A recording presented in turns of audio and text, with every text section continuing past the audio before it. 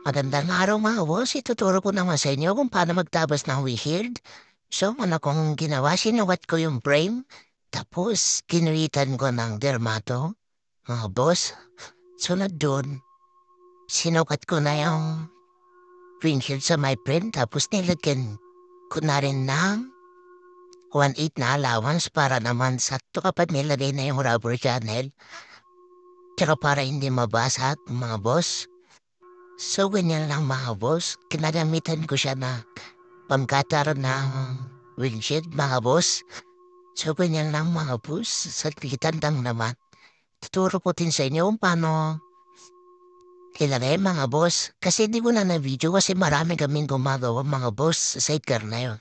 So, pinilog ko na yung mga kanto-kanto niya mga boss para na masakto. So, yan naman mga boss yung gagamitin ko mga boss. Tsaka lalagay ko. So, yan na nga mga boss, inumpisa ko na ilagay yung rubber channel. Susunod ko na dyan yung windshield mga boss. Kakabit ko na rin mga boss.